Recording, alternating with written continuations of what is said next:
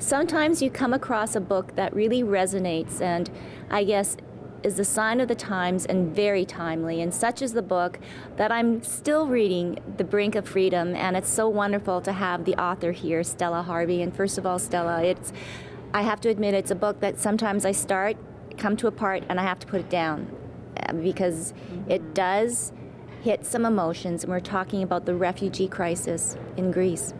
Yes, and it's a huge problem that's been around for a long time. So it's heartbreaking. I mean, for me, I've been doing the research for such a long time and talking to different people, talking to refugees, going through the process in Greece that a refugee would go through. And so for me, it breaks my heart.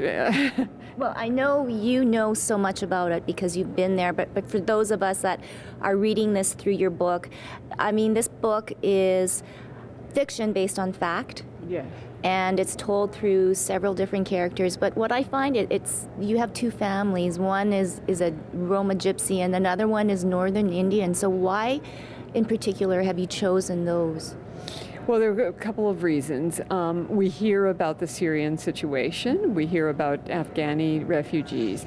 But and this is something I found out while I was in Greece, under the Geneva Convention, actually no country can send back someone from Syria or from Afghanistan or from Iraq because they're war-torn countries, and so they can't be sent back.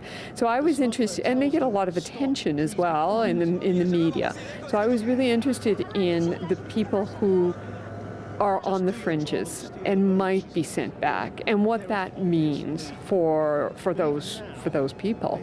I also thought that, we see the numbers. I look at the numbers all the time. So just lately, the EU is saying, and the United Nations Refugee Agency is reporting something like 700,000 people have come into Europe.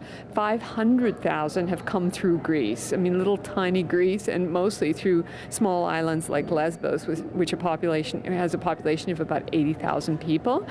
It's hard to fathom those numbers. So in another way, fiction and focusing on two families allows you to see what their plight is and then extrapolate that and understand what those numbers mean on a very small scale, on the family scale.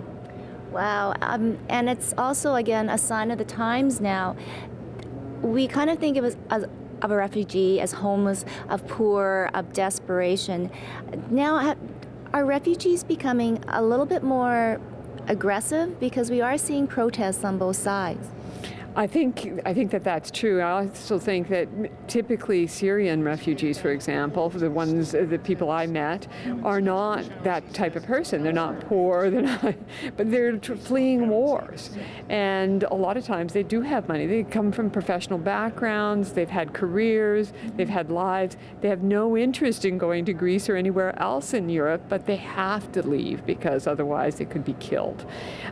So I think that we have a different image of what the refugee is today, and I do think that they have a voice now because there's so many. I mean, there's thousands. There's so many. Yes, there are more protests. It is a more aggressive sort of thing that I saw and obviously read about every day. Yes. Now, you've been back to Greece, and we all understand and know the situation economically that's happening to the Greeks there. What is the feeling there with the Greeks?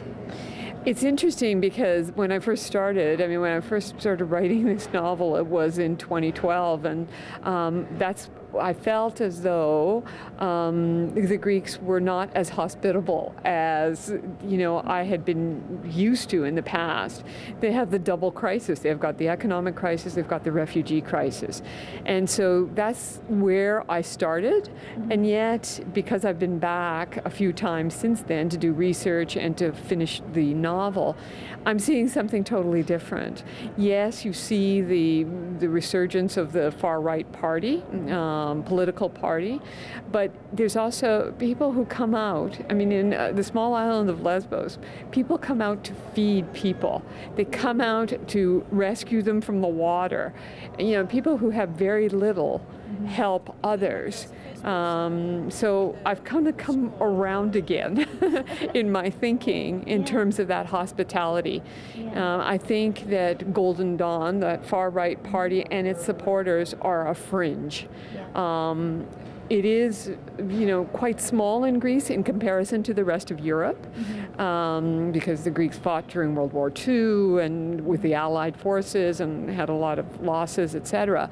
So it's weird to see a far-right party in Greece, but I think it's because of that dual, economic crisis and refugee crisis. But I don't think they're as strong as those who come out to help. I'm absolutely positive of that in the last few trips that I've had. Now we take a look in our own backyard, and we do have refugees coming into our country on a daily basis. What can we do, Stella? I mean, to come here to Canada, you have rights, you're legal. But what can we do as Canadians to help the crisis overseas? Well, someone asked me that as well in another event, and for me, I think it's being aware. It's being aware that this happens. And, if you read the European papers or the European news, it's a daily kind of thing. Whereas here, it's a fleeting sort of news story. When the little boy died in Turkey, there was a lot of attention, but then there was no attention. So I think paying attention to that issue, talking to people, politicians, telling people that we as a country want to help. I mean, we have a population of 32, 34 million people in Canada. We could take a whole lot more. We're a big country. And I also think we have to pay attention to the far-right rhetoric, the people who say, well, we have to be careful because of security, because of this and because of that. There's terrorists among us. But, when you're there and you see the families, and these are people who have 3 or 4 children in a family, a grandmother, etc. And also a terrorist would not take that. It's a dangerous trip.